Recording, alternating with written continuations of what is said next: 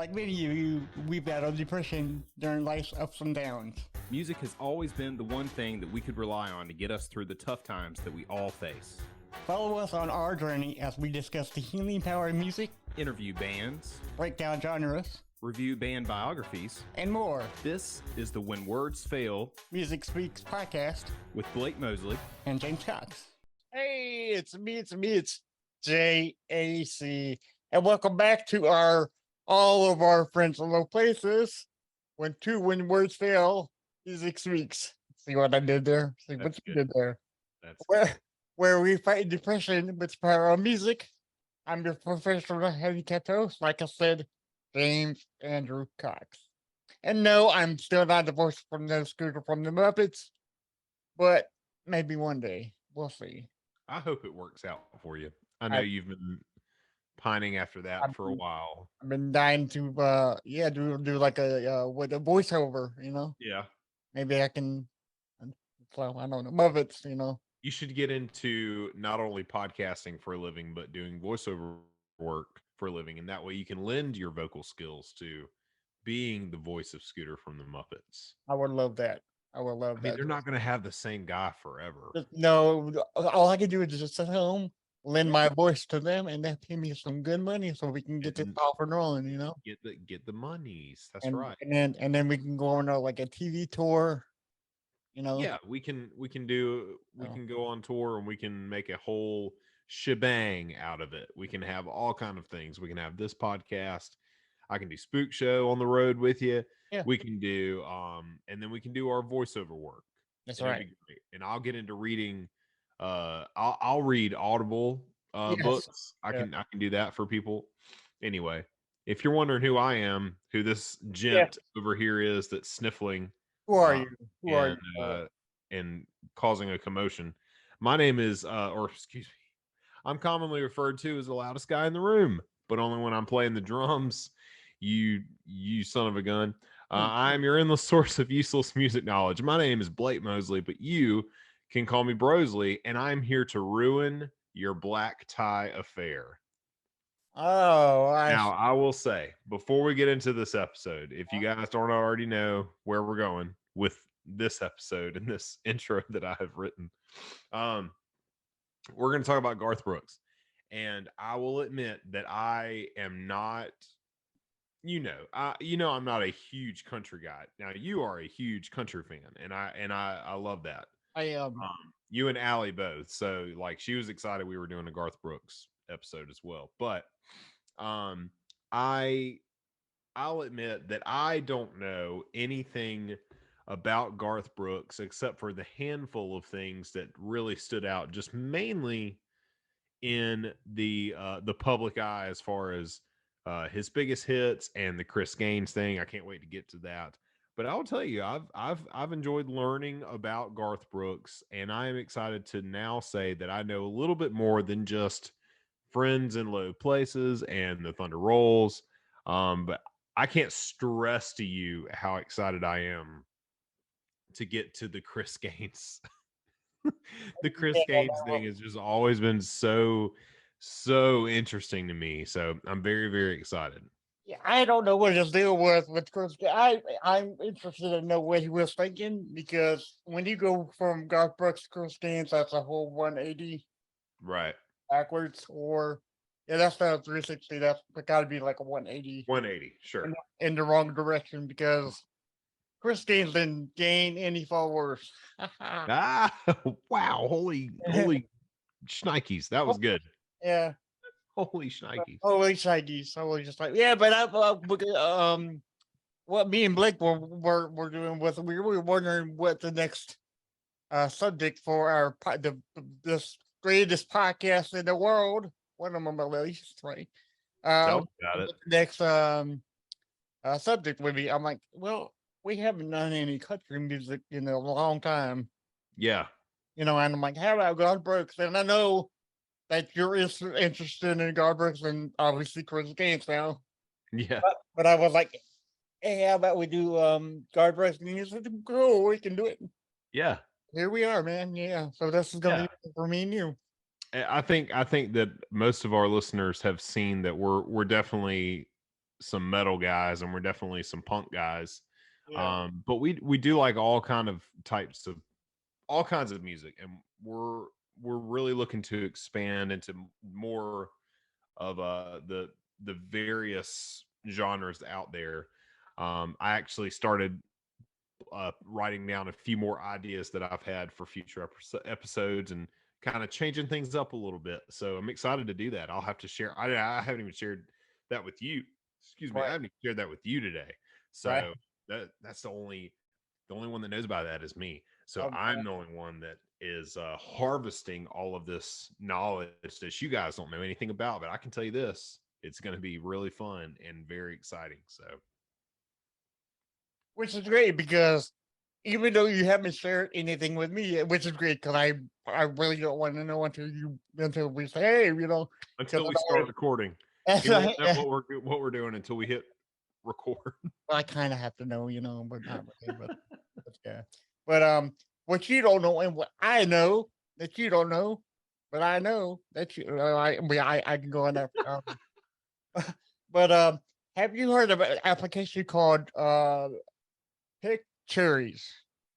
Pick cherries. Picked Cherries. Oh no, I have not. Mm-mm. Okay, so that's a podcast app Okay, where obviously it's like okay, so cherries is like a small fruit, right? sure. Okay, so I what had one today. It you was in my did milkshake. Yep, it was was wonderful. it in a like a Sonic shake or something? Oh It was my, in a Chick-fil-A milkshake. yes. With a chicken Yeah, nugget. okay, yeah. Yeah, so what Pictures is this application on your phone where you can download and you can select snippets of a podcast and send it to whoever you want, friends, family, Oh, so that they can get like a taste of it. And then if okay. they like it, they can go onto the app first and then listen to the podcast. Wow. So Okay. now we are on Pictures. So anybody who wants to download the app for free, just go on there, just download Pictures. It's like a green circle with a cherry in the middle of it, just in case you're wondering. And you can pick your own snippet of your favorite podcast that we've done and Okay. share it with your friends. That is great because sometimes I've had people share podcasts with me before, and it it's hard to when you get an episode from a friend and the episode's like an hour and a half, 2 hours long, Yeah, and you're like kind of us. like, I don't know if I've got the time to commit to like listening to this to see if I like it. That's a good idea just to, get just a sample of it. And Right. yeah, wow. Okay. Awesome. So we're on there. We are on there right now, but I don't think any of our um, it, it, I don't think any of our episodes are up right now because we Yeah. got on her today. Okay. If you go to the app and look for when Words Fail Music Speaks, there's our logo with our new design. I'm not sure if Yeah. can you see it? Okay. Yeah, I can see Yeah. it. Cool. And Okay. then I think either tomorrow or the next day, all of our episodes is gonna be listed below, and Oh, you can select your favorite parts of our interviews or our main episodes, like today, like the got one it. about Garth Brooks. Right. You can do it for Garth Brooks to them, Monday, anytime you want to. And yeah, I think it's a fantastic idea. It is. Wow. That is amazing. So picked cherries. Pick cherries. Yep. Okay. Yeah, just like the fruit. So Okay. going back to Garth Brooks though for a minute Yeah. before we get started on it, I'm a vinyl lover, right? Oh yeah. So I had to also like I want to say like a year ago, maybe less. But I picked up Garth Brooks's vinyl collection. Yeah, let me get to okay. Yeah, And so quite a collection too. Yeah. yes, Look at that's that. Wow. Legacy. I'm not sure what the Spaceman is about, but Who maybe knows? maybe we'll find out today. Okay. Uh, I wonder if he's a believer in extraterrestrials. your name can talk about it too. Okay. I'll So, have to so track him down. yeah, right. I will too. So in this collection, it has Garth Brooks, no Vince's. Okay. Yep. You and I were referencing Today, Classic. right? And then we got uh in pieces. Uh-huh. This You one, know, yeah, in he had pieces. the best shirts. He did. He He did. really Checkerboard. Yeah. Um, and then my finals are falling over me a bit. Also, Look at him. Put we on a got great shirt. the Chase album right here. The Uh-huh. third album, I think.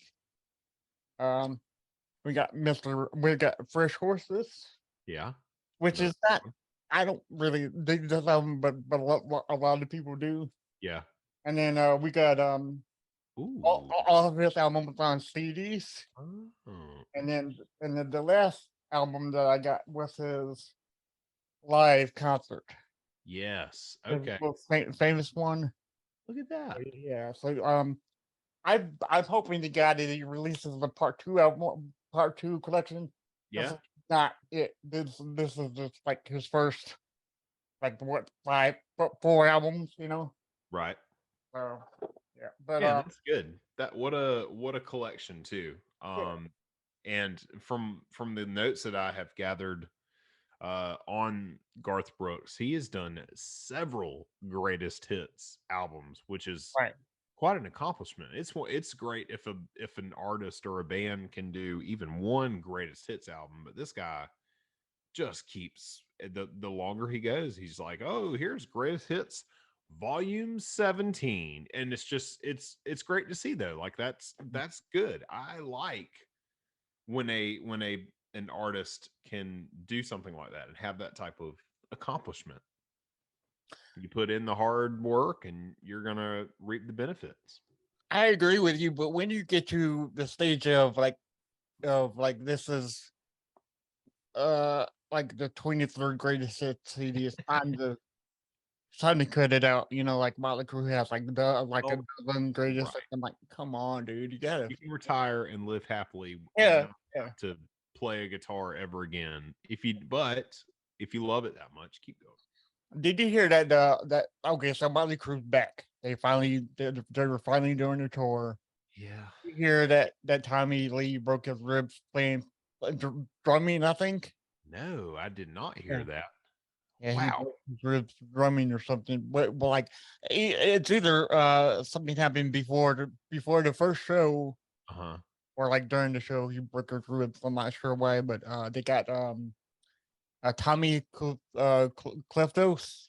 He was the Ozzy Osbourne drummer. Like Oh, at yeah, that yeah. time. He took over the reins, so Tommy's healing. So I don't Oh, know. So yeah. yeah, Very nice. yeah.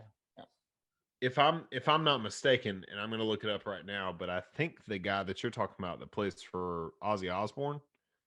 He plays Uh Faith No More, doesn't he? yes, Yeah. who it was. That's what I was gonna confirm. Yes, that's the guy that played drums in Faith No More too. Yep. And Yep. Yep. great drummer. Great Yeah, drummer. he is. Oh, okay. Faith Do it every time. It wouldn't be a Worst Failed Music Speaks episode if Blake didn't hit his microphone stand and everyone heard the springs Oh, in the stand go off. last episode you said you ordered some kind of microphone. Has that came in yet? So I did not order anything. I Uh, am looking for a new microphone, but my buddy Robert said that he had an extra microphone, and I just have not been able to uh, get up with him because he works a lot, and it's hard to I don't get to see him very much because he's a hardworking feller. But he has an extra microphone, and I'm supposed to be getting that from him. And then that way, whenever I have 2 microphones, I can bring Allie on the show and we can do our special episode we were going to do with her. yeah, So yeah, we'll yeah, get yeah. there. So, Okay, so I did talk to her, and she yeah, said she's still loving the idea of her coming on, yes. but I think enough is enough, and she has to come on soon because we've been talking about this for like almost Forever. I know. 3 years, dude. I need to finish that and get that microphone. Yeah. It's in the works, everyone. So stay Allie, tuned. We'll Allie, have I will give you my White Album Beatles album if you come on. Just come on, and I'll ship it to you. How about that? She's gonna do it for sure now. All right. She's gonna do it before Anything for the White Album. anything for the White Album. Yes, sir. Which is great. White Album's great. You know. It is great. Yeah. Yeah, man. So okay. So getting back to Garth Brooks though. Why don't you take it away and let's find out some more information about Mr. Garth Brooks. I didn't know this, but yeah, let's talk about his name for a minute. Yeah, so let's jump right in. What a name too. And what I like is that Garth Brooks is not a stage name. That is actually part of his name. Troil Garth Brooks, born February 7th, 1962, is an American country music singer and songwriter.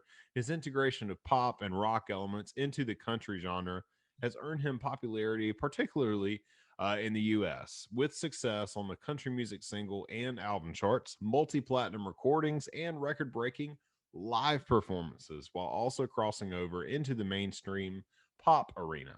Brooks is the only artist in the music history to have released 9 albums that achieved diamond status in the United States, surpassing the Beatles' former record of 6, by the way. Those albums are Garth Brooks, which was certified diamond, No Fences, which was 17 times platinum, Rope in the Wind, 14 times platinum, The Chase, diamond, In Pieces, diamond, The Hits, diamond, Sevens, diamond, Double Live, 21 times platinum, and The Ultimate Hits, diamond. Since 1989, Brooks has released 23 records in all, which include 13 studio albums, 2 live albums, 3 compilation albums, 3 Christmas albums, and 4 box sets, along with 77 singles. He's been busy. He has won several awards in his career, including 2 Grammy Awards, 17 American Music Awards, including Artist of the 90s, not just of the year, of the 90s. And the RIAA Award for Best Selling Solo Album Artist of the Century in the U.S. What an accomplishment. So, Troil, that's a definite name that I've never even heard of. We learn something new every day, y'all. And I learned something. Not even like 17 minutes in the thing, I learned something brand new, y'all. Yeah, there you go. Yeah. Okay, so let's talk about his roots first. Why don't you? Right. Oh, wait a minute, I just got it. Please, booyah. Naming all of my roots. Yes, sir. All right. So Troil Garth Brooks was born on February 7th, 1962 in Tulsa, Oklahoma. He was the youngest child of Troil Raymond Brooks Jr. The father was born in 1931, who passed away in 2010. A draftsman for an oil company, and Colleen McElroy Carroll, 1929 to 1999. A 1950s era country singer of Irish ancestry who recorded on the Capitol Records label and appeared on the Ozark Jubilee. Oh, wow. Okay, so she was a country singer too. She was also a country singer. So, as a child, Brooks often sang in casual family settings, but his primary focus was in athletics. In high school, he played football and baseball and ran the heck out of track. Yeah. But good. Right. But he received a track scholarship to Oklahoma State University in Stillwater, where he competed in the javelin. At nights, he worked as a bouncer at a local bar and formed his own band, Santa Fe, learning to play whatever the college audience wanted, which is great. Give what the people what they want, right? That's right. Cover bands are pretty impressive. So yes, they are. But Brooks graduated in 1984 with a degree in advertising. His roommate Ty England later played guitar in his road band, until going solo in '95. Yes, sir. Created the band called Santa Fe, playing all Santa Fe. kinds of music. So Yeah. I guess they were like a cover band, you know? Yeah. Yeah. They were like a cover band. And I tell you, I love to go out. Like if there's a like to a restaurant or something like that. And especially if they have live music, because I love a cover band. Right. I've played music with people who absolutely despise cover bands and they're like, I would never play a cover band. Yeah. But it's you have to give the people what they want. If you get up there and no one knows who you are and you play all of your original music, then you're not going to have any success because no one knows those songs. Now they may like them, but they Yeah. don't know them. So Right. play what they want to hear. It's, it's At fine. least until like the third hour that you're there and then play your originals, you know? Yeah, you can slip in one and be like, "Oh, I wrote this song," and then you do it, and people may, you've already gotten you've piqued their interest because you're playing a lot of songs that they know and love, and then you're like, "Hey, this is one of my songs. Check it out," and then you do it, and then they're like, "Oh, that's pretty good," and then you go back to playing your covers. There's a system. Trust me, it works. And later on, another one of your originals, Yeah, slip another one in. It's Yeah. fine. Let's see. In 1985, Brooks began his professional music career singing and playing guitar in Oklahoma's clubs and bars, most notably Wild Willie Saloon in Stillwater. Uh, through his elder siblings, Brooks was exposed to a wide range of music. Although he listened to some country music, especially that of George Jones, Brooks was most fond of rock music, citing James Taylor, Dan Fogelberg, and Townes Van Zandt as major influences. In 1981, after hearing Unwound, the debut single of George Strait, Brooks decided that he was more interested in playing country music. Garth Brooks' eponymous first album was released in 1989 and was a chart success. It peaked at number 2 on the Billboard Top Country, the Country Albums chart, and reached number 13 on the Billboard 200 chart. Most of the album was traditionalist country, influenced in part by George Strait, obviously, because George Strait was the best to ever do it, right? The Still first is. single, yeah, still is. He's the man. Yeah. The first single, "Much Too Young to Feel This Damn Old," that's how I say that every day, was a country top 10 success. It was followed by Brooks' first number one single on the Hot Country Songs chart, "If Tomorrow Never Comes," and then "Not Counting You" reached number 2, and "The Dance" reached number 1. Its music video, directed by John Lloyd Miller, gave Brooks his first push towards a broader audience. Brooks has later claimed that out of all the songs that he has recorded, "The Dance" remains his favorite. In 1989, Brooks embarked on his first major concert tour as an opening act for Kenny Rogers. Kenny Rogers. How about that? Yeah, like think And about Kenny that. Rogers was the man back there, the gambler. What? The Gambler. Yeah. So you're, wow. I can't even imagine like your first like major tour, more than just, playing at a couple bars and clubs and stuff. Yeah. Your first major tour, you're opening up for Kenny Rogers. Come on now. Yeah. That's crazy. Yeah. So, for all those who have been listening to my interviews, I always ask my guests, which are musicians, which one would you rather prefer, this or this band? Yeah.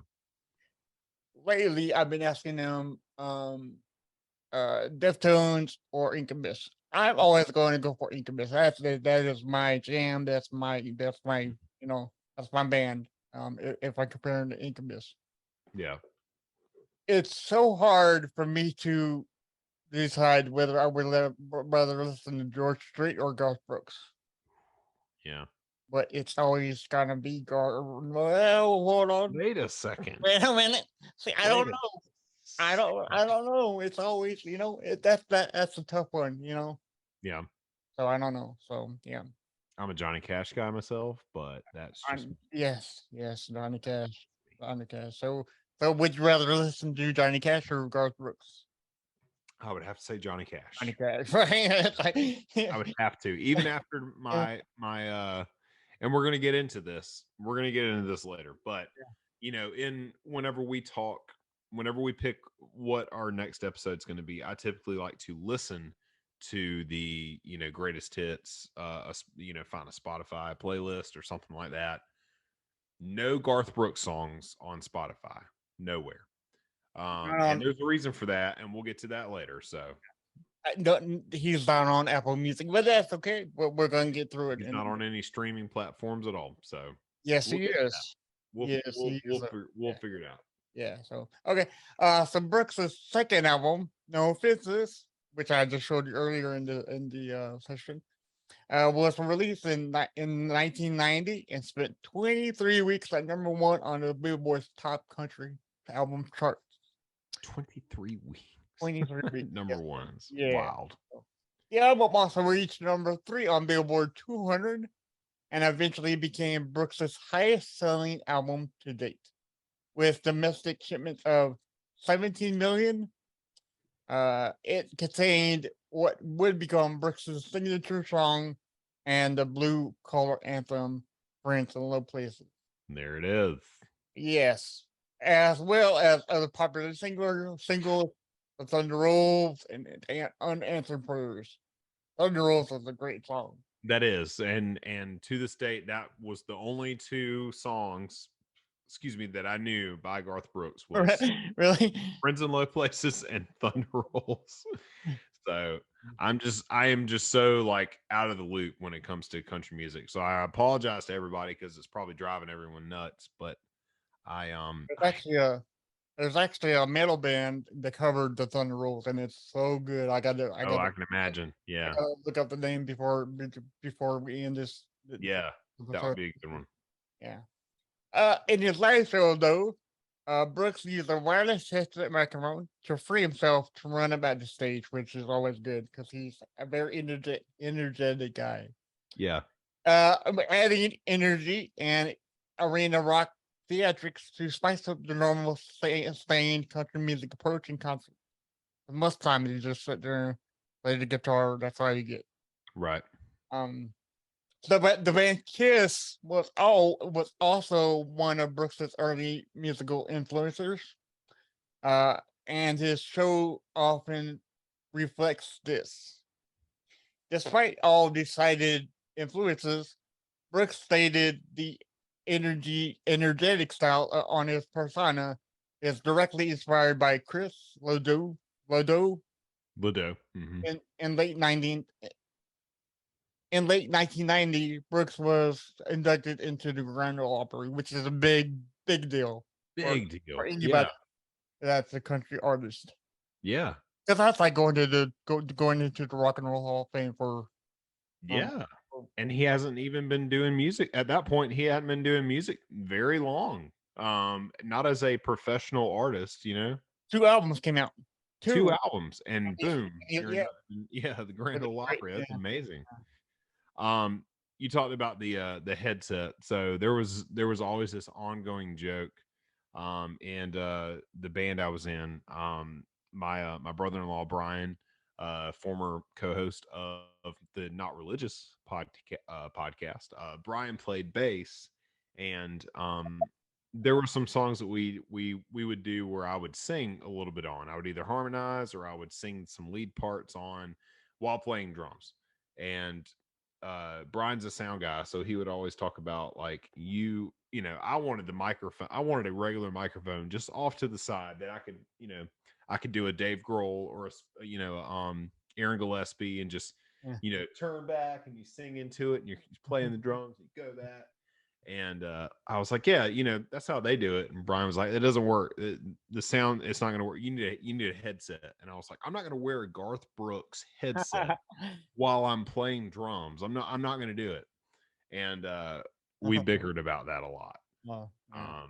But yes, he was known for that, and his shirts. Yes.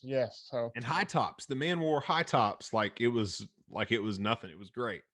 I love it. I love seeing those old pictures of him. Shirts. I thought you wore like cowboy boots. Like you didn't make cowboy boots. I have seen so many pictures of him wearing like Jordans or something. Really? And he's got his cowboy hat. He's got those shirts on, his headset, and he's rocking some high tops. It's pretty good. Oh. So the metal band that covered the Thunder Rolls, go to your Amazon or wherever you get music from and look up State of Mind, Mine, State of Mind. That's a great. That's yeah. Do it. Okay, check it out. We may have to do a cover wars on that now. There you go. Yes, sir. I'm sure there's another cover of the Thunder Rolls I'm out there sure. somewhere I'm at sure this there's point. thousands. Yeah. Yeah. Well, let's move on to the third album. So, Garth Brooks' third album, "Rope in the Wind," was released in September of 1991. It had advance orders of 4 million copies and entered the Billboard 200 at number one, a first for a century artist. The album's musical content was a melange of country pop and honky tonk. Singles included "The River," "What She's Doing Now," and a cover of Billy Joel's "Shameless." Hold It it. would become, oh, wait a second. You just taught me something brand new. I had no idea that was a cover. Oh, really? No, I thought There that you was. go. And I'm learning. Now you know. I'm Now you know. learning. I'm Now we'll learning. do another cover wars, There you go. and we'll have it go up against something else. There we go. Yeah. So it would become Brooks's second best selling album after No Fences. The success of "Rope in the Wind" further propelled the sales of Brooks' first two albums, enabling Brooks to become the first country music artist with 3 albums listed in the Billboard 200's top 20 just in 1 week. After spending time in Los Angeles during the 1992 riots, Brooks co-wrote a gospel country rock hybrid single called "We Shall Be Free" to express his desire for tolerance.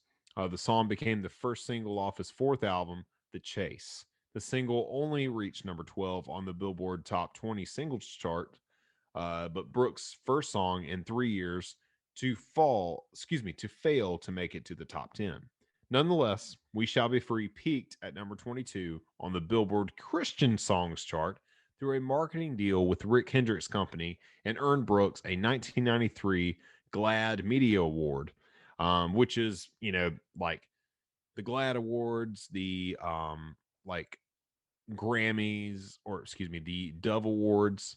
Um, there's all these like kind of like so and so's version of the Grammys, right? So the Dove Awards is like the Christian music side of it. The GLAAD Awards, though, for those of you who don't know, is the for the LGBT community. So, Okay. which he is also a big supporter of, and we're going to get into that a little bit later as well, which was something I had no idea about. So, Right.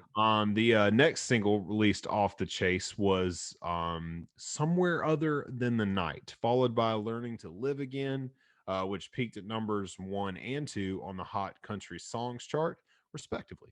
The album's final single, "That Summer," when I first read that, my I'm like my eyes are kind of like tired and a little heavy. So when I first read it, I thought it said "Thought Summer," and I was like, "Whoa, did he invent the word thought like way back in the early '90s?" No, Somebody. it is "That Summer." I'm sorry. Uh, Um, that would go on to "Thought Summer," would go on to be the most successful single from the album, reaching number 1 in July of 1993. Also in 1993, Brooks, who had criticized music stores for selling, here's the beginning of why he's not on Spotify and stuff, right? So in 1993, Brooks had criticized music stores for selling used CDs since it led to a loss in proper royalty payments. The guy wants his money, and I don't blame him. Persuaded Capitol Records to not ship his 1993 album in pieces to stores which engaged in this practice. This led to several antitrust lawsuits against the record label, ending with Capitol shipping the albums to the stores. Despite the delay in the shipping, "In Pieces" was another success, peaking at number 1 on both the Billboard 200 and Top Country Albums charts, and selling a total of nearly 10 million copies. After a delay in its worldwide release, the album also peaked at number 2 on the United Kingdom Albums chart. That same year, "The Red Strokes" became Brooks' first single to make the UK singles chart, reaching a high of number 13. It was followed by Standing Outside the Fire, which reached number 23. And then previous albums, No Fences, Rope in the Wind, and The Chase also remained in the top 30 in the UK albums chart.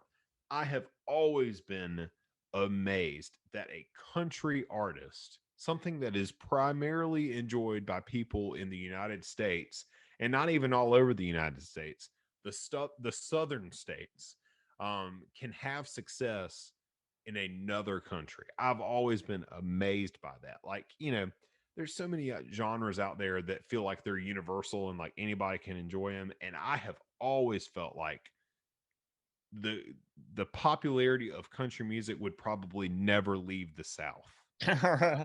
And when that happens, I'm like, that's cool, man. Like, that's good. I'm glad to see that. So Well, I mean, music does speak to a lot of people, so it does. not just in America, not just the South, That's right. everywhere across the globe. That's right. Yeah, that summer is probably my second Thought summer, you mean? Thought Summer. Thought summer. That's gotta be up there with my favorite song ever that he's ever written so far. He's got a lot of great songs. I just don't know which one. I mean, the Red Strokes has a fantastic song as well.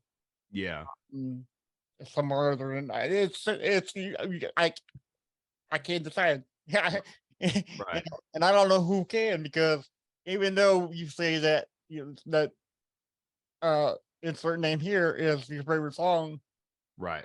there's like two other songs that might be better, or I don't know. I don't know. Yeah. Yeah, it's all subjective, I guess you would say the word is. Yeah. But in November of '95, though, Brooks released Fresh Horses, his first album of new material in almost 2 years. Within 6 months of its release, though, the album has sold over 3 million copies, despite its promising start. Fresh Horses plateaued quickly, topping out the quadruple platinum.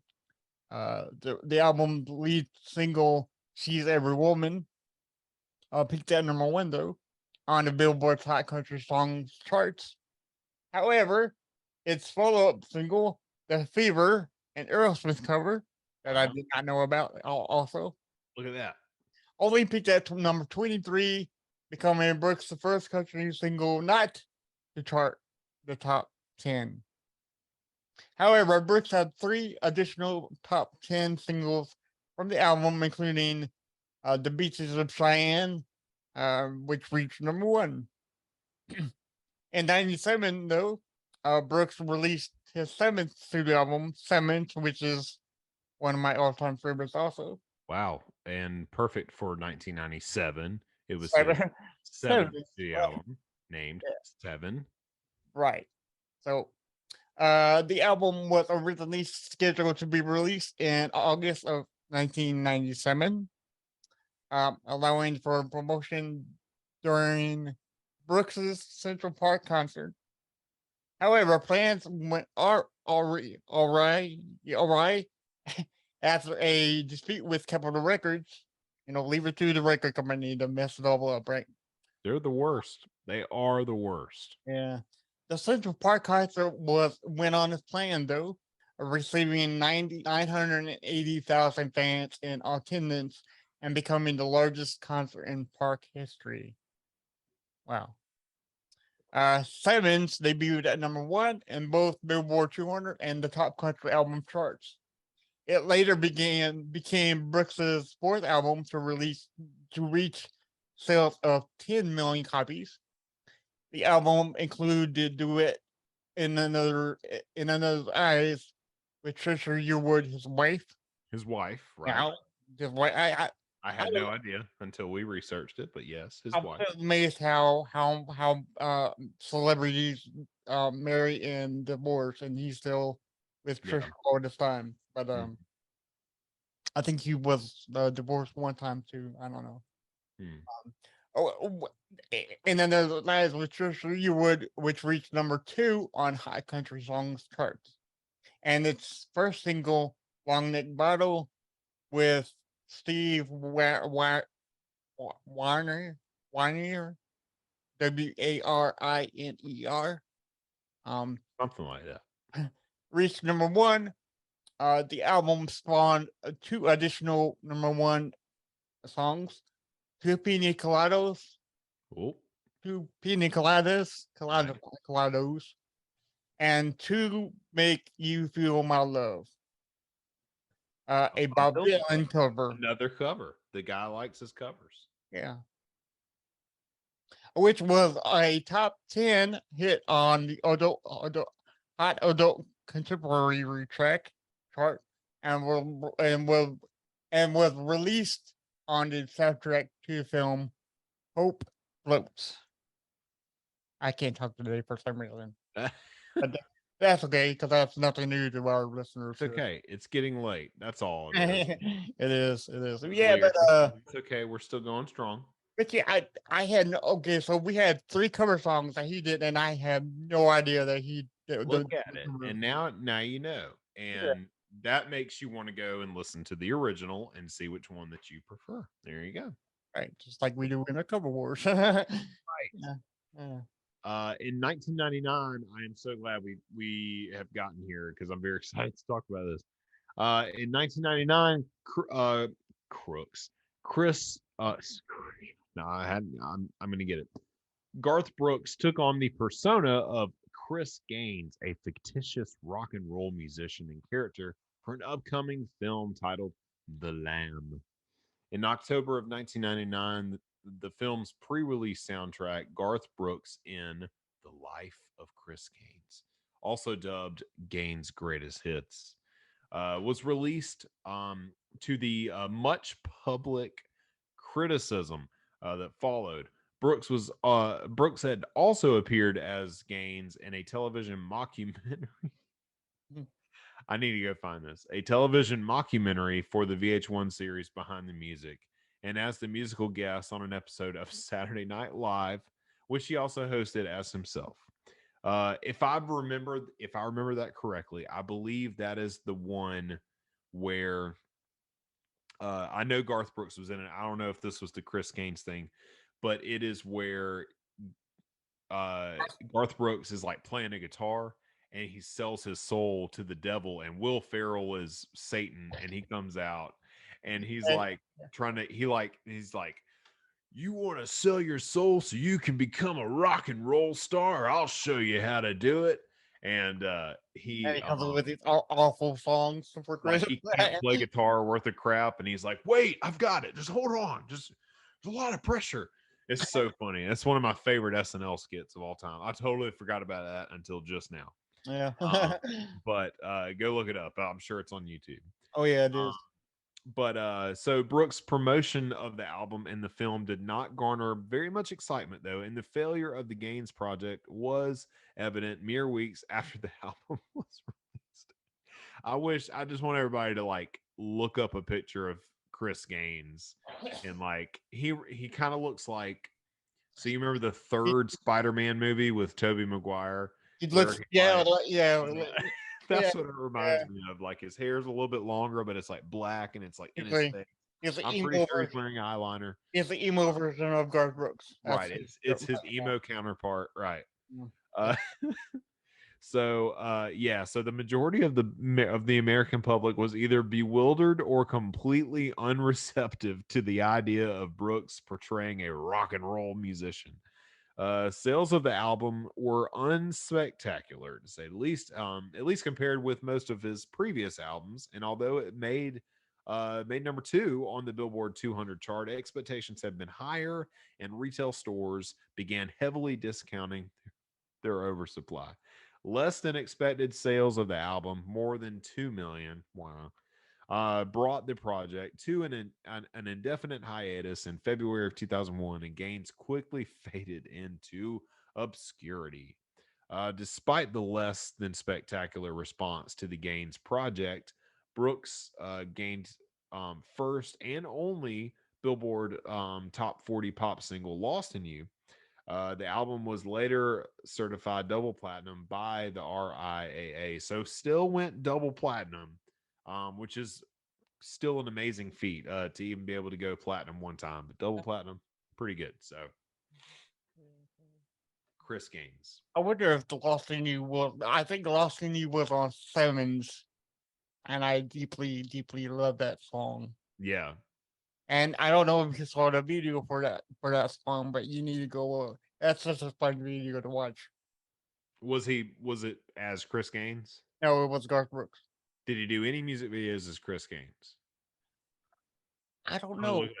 I'm gonna Yeah, look it up. I don't think I don't think he did because all he did was come up with the greatest hits album and nobody knew the hits. So we need to get him on the show and say, hey man, what were you? I want him to come on as Chris Gaines. the resurrection of Chris Gaines on When Words Fail.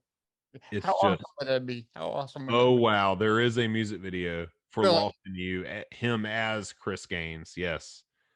Oh gosh, so I'm kind of watching it and he looks like Chris Angel, Mind Freak, Okay. the magician. You're right. Yeah, yeah. It's gonna Okay, so that was not the song that I love because okay. because it wasn't Chris Gaines. It was a full on Garth Brooks. Yes. I'll look it up This- in a minute. I'll look it up. That's really something. You should do a reaction. Reaction. to- Oh, okay. I will. video to it. Yeah, So, I need to go back and do reactions because I've been slipping. But I know, man. I love those. yeah.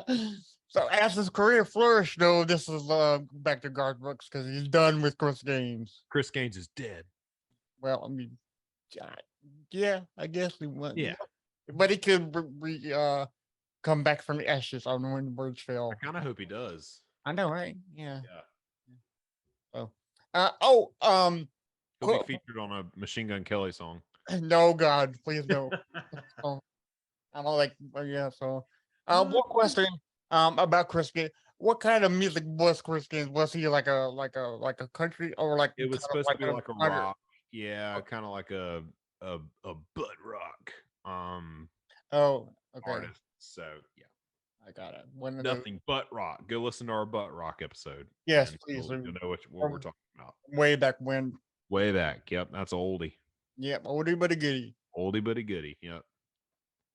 But as his career flourished, back to Garth Brooks, Brooks seemed frustrated by the conflicts between career and family. He first talked of retiring from performing in 92 and again in 95. But each time, he returned to touring. In 99, Brooks appeared on the Nashville Network's Crook and Chase program. I remember that show. Again mentioning retirement in a more serious tone. On October 26th of 2000, though, Brooks officially announced his retirement from recording and performing. Oh man! But later that evening, though, Capitol Records noted Brooks's achievements of selling 100 million albums in the U.S. alone, celebrating at National Gaylord's Entertainment Center. Brooks, Quite impressive. it is.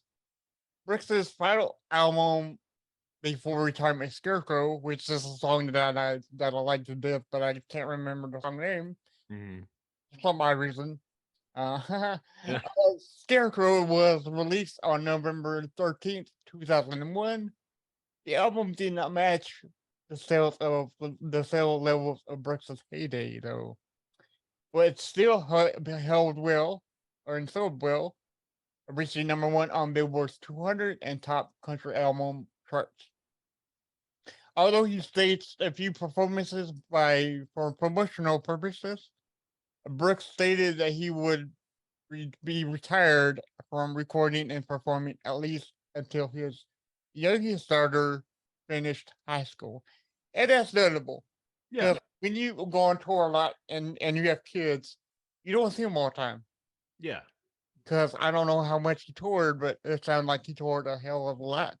Yep. and he misses, their first everything, but practically, Yeah. So, and I can imagine that he wanted to stay home with his wife Trisha and his daughters, and yeah, so that's very commendable that he Yeah. wanted with them. You know, a few months ago, I went to a conference with some people from my church, and Allie was able to go with us, and we went to Atlanta, to Passion City Church down there. Great church, great band, and all.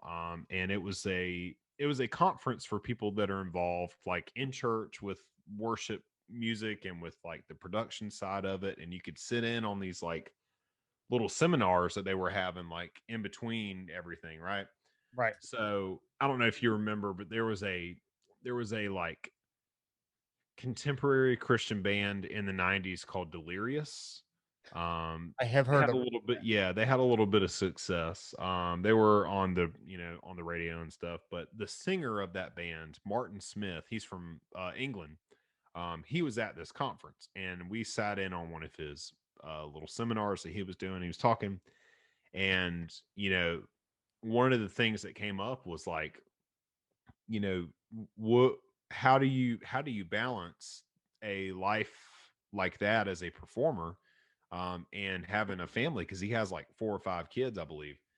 And he said, that's a good question. Like he said that his wife and him had been married for, however long, 20 something years, and they've had these kids together, and they have an agreement that if he has to go on tour, and I believe he said if it's more than 2 weeks, he doesn't do it. Um, Right. and he'll turn a tour down if it's more than 2 weeks. If he does agree to do the 2 weeks, his family has to come with him. So it has to be like the kids are on summer break or something like that, and he takes his family with him on tour because that is his top priority. He's like, yeah, that like this stuff Right. is nice, and I've missed out on some awesome tours, um because I was going to have to be gone for too long, but I care about my family more than that. And I was like, well, that's really cool. Like, you have to come up with a system, and your priorities start to really come into play, especially when you have kids. And that's nice of him to be like I'd Yeah. love to keep playing music, but I'm gonna wait because I need to spend time with my kid because Right. I won't get these years back. So Exactly. Exactly. yeah. Right. But anyway, But the song that I want you to look up when you get off yes. here is go on YouTube, type Hmm. up "Wrapped Up in You" by Okay. Garth Brooks. That's from Okay. the Simmons album. Fantastic song, fantastic video. Fun Definitely video. play something to be able to find it too is And YouTube. right. And that's my favorite song from him right now. Yeah. Okay. Ever. Well, ever. Wrapped Up in You by Garth Brooks. I'm So gonna check it out. yeah. I need to be educated. I tried to get educated before we did this episode, and I couldn't do it. Yeah. So it's Um, that summer, I mean, Wrapped Up in You was my first favorite, and that summer was my second favorite of all. right. Oh yeah. Very nice. So yeah. Cool. Well, Brooks took a very brief break from retirement early in 2005 to perform in various benefit concerts. He also released a new single, Good Ride Cowboy, as a tribute to his late friend and country singer and biggest influence, as we mentioned before, Chris Ledoux. In January of 2009, Brooks made another one of few public appearances since his retirement, performing at the "We Are One," the Obama inaugural celebration at the Lincoln Memorial Concert in Washington D.C. In his 3-song set, Brooks performed "We Shall Be Free," along with covers of Don McLean's "American Pie" and the Isley Brothers' "Shout." Hmm. On October 15th of 2009, Brooks suspended his retirement to begin Garth at Win, a periodic weekend concert residency at Encore Las Vegas on the Las Vegas Strip.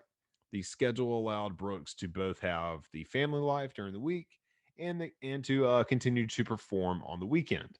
The financial terms of the agreement were not announced, but Steve Wynn did disclose that he gave Brooks access to a private jet to quickly transport him between Las Vegas and his home in Oklahoma. Brooks' first weekend, his first weekend on shows in Vegas received positive reviews and was called the antithesis of Vegas glitz and the country singers arena and stadium extravaganzas by USA Today. The shows featured Brooks performing solo acoustic concerts and included a set list of songs that have influenced him. Artists covered in the show included Simon and Garfunkel, Bob Seger, Billy Joel, and Don McLean. His first performances at Encore Las Vegas coincided with his wedding anniversary to his wife Trisha Yearwood, who joined him for 2 of the songs. That would have been cool to have been there to see something like that. You know, Right. I wonder if there's any footage of it. Probably on YouTube. probably somewhere on YouTube. Got to be. Yep. There's got to be something. Oh. Yep. On June 19th, 2018, Brooks released a new single, All Day Long, the first off his 2020 album, Fun. Okay. Fun. The fun. 2020 was not very fun, by the way. No, but he tried to make it fun for all of us. So I respect the man for that. The release also included a B-side, The Road I'm On. In August 2018, Brooks announced a new live album, Triple Live, to be released in partnership with Ticketmaster, and I think that's the live album, live vinyl record I have. Mm-hmm. During the COVID-19 pandemic, though, Brooks and wife Trisha Yearwood performed an informal concert broadcast on Facebook Live, which I did see some of that. I remember those days. The Facebook Lives from a few years ago, where everybody couldn't go to a concert, so they had to watch them on their phone. That's what I did anyway. I just watch concerts on my phone all the time. I've seen 2 concerts, the virtual concerts. I saw Avatar. Yeah. And I saw my boy's Demon Hunter. That was good and fun. Yeah. But the website on Facebook crashed multiple times, as an estimated 5.2 million streams at the broadcast. Wow. I wonder why it crashed a couple times. Yeah. As a result of this, though, Brooks and Yearwood performed a concert at the same format as the following week. Because, why not try to crash it for the second time in a row? Gotta make it up, man. Gotta make it up to the peeps. That's right. So broadcasting live on CBS, along with a donation of $1 million to relief efforts. The CBS special scored an estimated 5.6 million viewers. On July 7th, though, Brooks and Yearwood performed a part 2 to their previous online concerts, taking song requests and again broadcast on Facebook Live on June 27th. 2020. Hey, hold on, I'm hearing myself. I don't know why I'm hearing myself talk. Okay, there we go. Okay. Can you hear me? Yeah, I can hear you. Okay, all right. Okay. On June 27th, though, on 2020, Brooks performed a concert broadcast at 300 drive-in theaters throughout North America. Brooks released his most recent album, Fun, on November 20th, 2020. Nice. Once again, not very fun. Nope. 2020. I gotta Thank God. album and see what that's about, because everything that with the exception to Chris Gaines, it's great. It's great. So yeah. Well, this is something I wanted to bring up because this is interesting. Again, when it comes to a lot of country music artists, like I mentioned before, I never thought that like their popularity would escape anywhere but outside of the deep South. So that being said, you typically don't see a lot of support for this group of people in the deep South. So a country music artist to say that they're supportive of gay rights is just shocking, and you don't hear about it very much. But yeah, so in and it's Pride Month, so I mean that Right. works, right? In 1999 interview with George, Brooks said that if you're in love, you've got to follow your heart and trust that God will explain to us why we sometimes fall in love with people of the same sex. Lyrics to the songs We Shall Be Free features the line, When we're free to love anyone we choose, which has been interpreted as a reference to same-sex relationships. Brooks won as mentioned before, a 1993 GLAAD Media Award for that song. And in 2000, Brooks appeared at the Equality Rocks benefit concert for gay rights. He sang a duet with openly gay singer George Michael. We got to do a George Michael episode. We briefly touched on Wham for a little bit there. We did a Yeah. we did a cover wars for last Christmas. Yeah. Yeah. Yeah. So yeah, I love George Michael. We need to do a George Michael episode. Yeah, we This do. show. Yeah. Yeah. Yeah. He died of like what cancer, right, or something like that at an early I age. believe it Right? was cancer. I think it's Yeah, he was Professor still Brooks. fairly young. Yeah, I believe it was cancer. Yeah. Wow. Yeah. Brooks's half sister Betsy Smittle, who died in 2013, was a well-known musician, releasing her own album, "Rough Around the Edges" as Betsy, and part of Brooks's band for some years now. She also worked with the late country star Gus Harding and other musicians in Tulsa. Smithers was a lesbian, and Brooks had credited her with some of the inspiration for his support for same-sex marriage. Yeah. Yeah, so that's okay. Well, I Yeah. never knew that he had a half sister, So, Mhm. so that's awesome. So now you're probably wondering when we were going to get to this, and now we're here. We're finally here. We're going to talk about why in the world you can't listen to Garth Brooks on Spotify, Apple Music, or any of that, and you have to go to YouTube.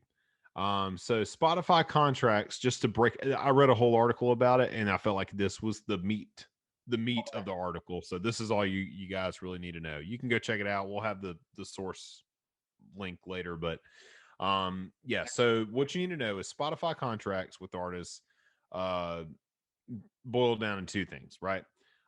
They will give the artist a cut of revenue from every song played on their site, but they will also offer the artist marketing opportunities to reach new audiences for more money. This is why Garth Brooks doesn't have an account, because he could not agree with those terms.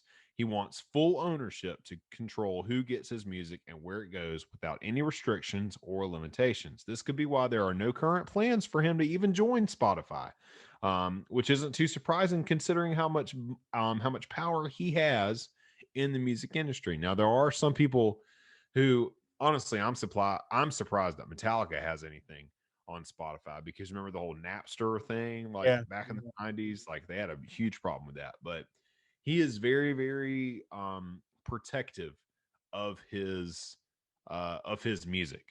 And from what I have heard, now, yes, I use Spotify, and I use it daily, and I use it for a lot of things, podcasts and music. But I have always heard that they are not very fair with how they pay They're their not. artists. They're not. So Apple I Music- hate that. And Apple yeah. Music pays them a lot more than Spotify ever will. right. Yeah, I have heard that. So Okay, so if I would add something to this section too, because from him I saw a video of him saying that he wants to be paid more, which is rightfully. I mean, they're his songs, so why not, right? right. But he also says that he doesn't want people to download single songs. He wants people to download the whole album The so whole they can album. appreciate the whole album Right. as a whole album. You know? Right. But then people can say that his concerts, he takes one song from this and So he's kind of contradicting himself, but Yeah. but I'm not sure what that what that is. Yeah, that's why sometimes when you go to like some songs, and I haven't seen it so much on Spotify. I definitely remember, excuse me, seeing it on Apple Music, but some of those songs, like you can't like listen to just one song. It says available only, or album Yeah, only, or something like that. Like you have to actually buy the album to be able to listen to that yeah, one song. right. And that's kind of frustrating, but it is what it is. And if I was a music artist that was depending on people to buy my music, I guess I would understand why I Yeah. would want the same thing. You know what I mean? So That's why.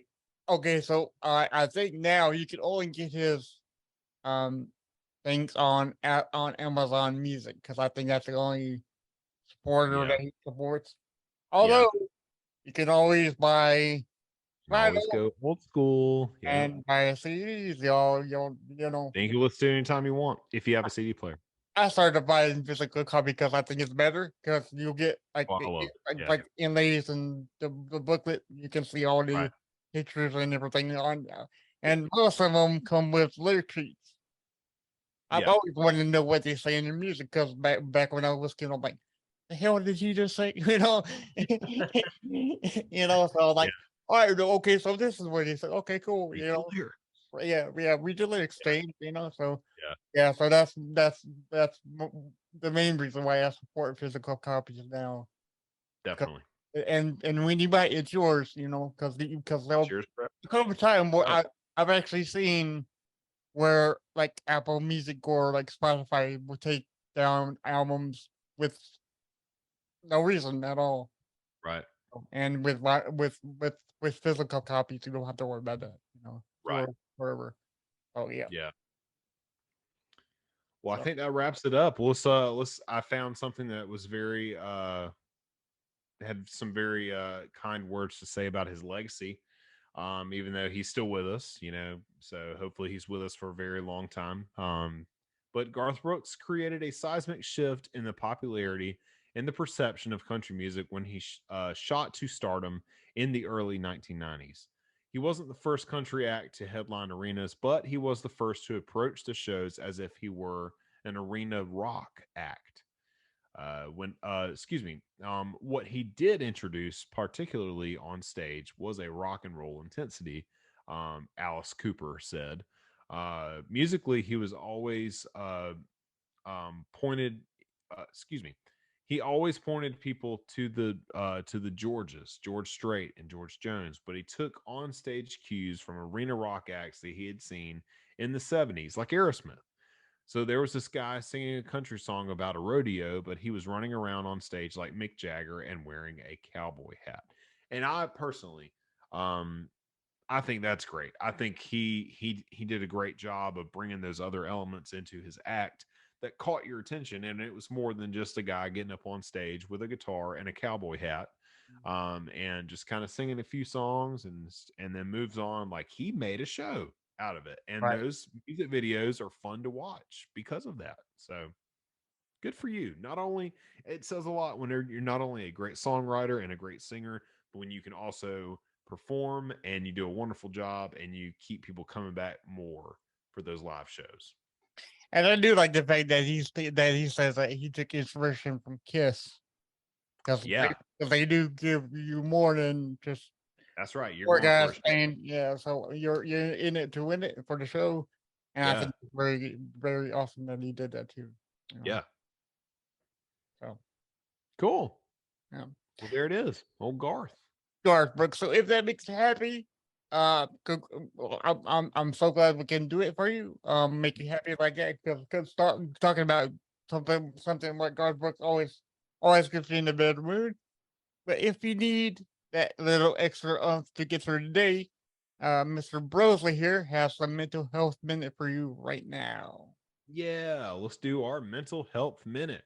Uh, Today's mental health minute: set realistic goals for yourself. Decide what you want to achieve, whether that's academically, professionally, and personally, and write it down. and write down the steps that you need to realize your goals. Aim high, but be realistic and don't overschedule yourself. You'll enjoy a tremendous sense of accomplishment and self worth as you progress towards your goal. I've been doing that recently. I've got little goals that I've been doing, whether that's at work or things around the house or something with a drum shed.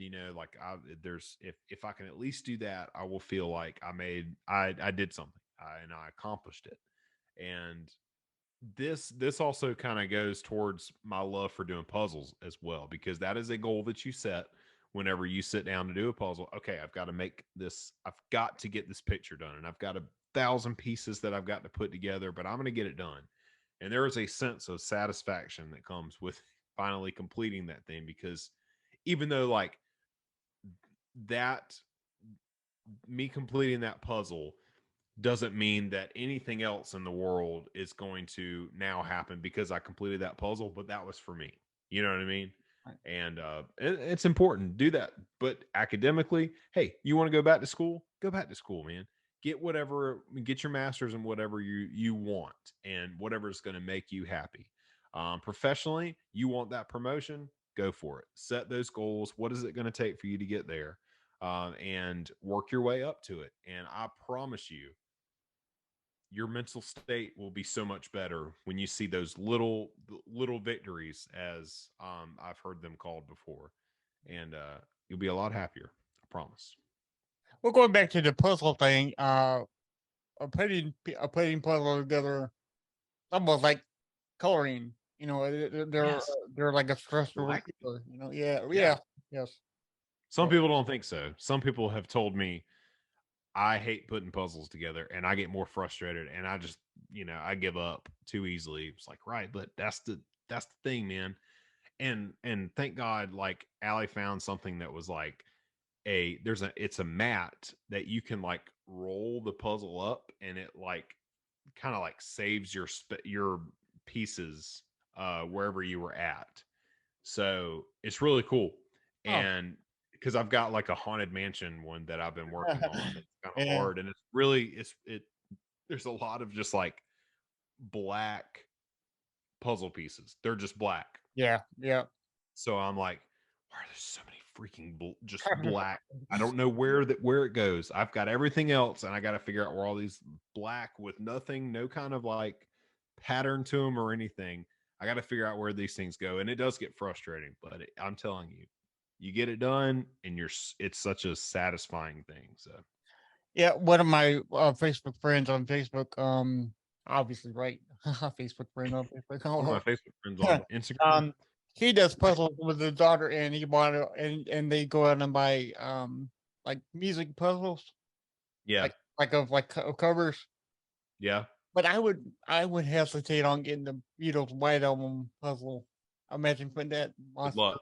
Yeah, it's just like your haunted mansion. It's like, oh my god, yeah. So I can see, the stress level going to the 100 to 0 to 100 real fast. But when you get it together, man, it's all that's yours. Right. So, yeah. Yeah. Thanks to everybody listening to the show today. Be sure to share this with your friends and family, and go on Pick Cherries and pick out your favorite snippets of our podcast and send them to your friends and family, everyone that you know.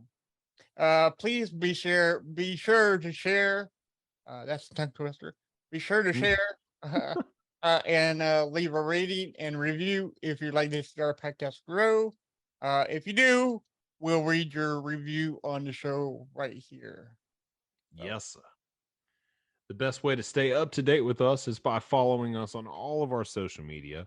We are on Instagram. It's at When Words Fail Podcast. We are on Facebook as well. It's WWFMS Podcast. We are also on Twitter. It's at When Words Fail MS. And we are on the TikTok, of which James is doing a wonderful job of posting on there.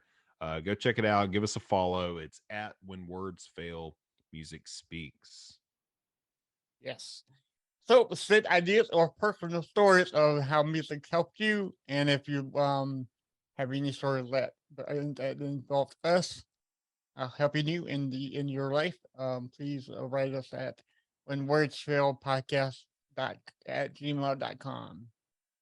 You can subscribe to our YouTube channel where you can watch interviews, music video reactions, of which James is going to start doing again, vinyl showcases, and more. Just go to youtube.com/when words fail music speaks. And for all of these links to find out more about us or to get some awesome merchandise, Some of that new merch, dude. visit our Plug. website, www.whenwordsfailmusicspeaks.com. That's right. And that logo we just mentioned was created by One Up Graphics. You can find him on Instagram and Twitter. It's at One Up Graphics. James created our original one. That design is also still available, right? On TeePublic, so you can get that original design that James created there. Our theme song was created by Doc Brass. You can look him up on Instagram and Twitter as well. It's at Doc DOK Brass. If you don't mind checking out my other podcast, it's called South Carolina Spook Show. It's all about true crime and paranormal stories from the state of South Carolina. I just did an episode not too long ago on the wrongful execution of a 14-year-old boy named George Stinney way back in the 40s. And it is a very, very messed up story. And he was innocent, as it turns out. So go check out that story if you want to, get bummed out, and then you can come over to When Words Fail Music Speaks, and it'll cheer you up, right? But that is my other show, South Carolina Spook Show, is available on Apple Podcasts, Spotify, Google Podcasts, and more. Sources from this episode come from the courierjournal.com, Wikipedia, countrymusichollofame.org, spotifyhelp.com, and the University of Michigan. We do not own any of the music that's used in this episode, and no copyright infringement is intended. No, they're not, because we don't have any money. No. Not yet, anyway. No. Yeah. But we're gonna stick with it until we get some money. Yes, sir. But still, don't sue us for anything if we do get money. Yeah. That's bad for us. Still don't sue us. Yeah, don't wait until we have money to sue us. Just don't do it at all. So in the meantime, though, thanks for listening to this episode, and always remember, when words fail, music speaks. bye, guys. Bye.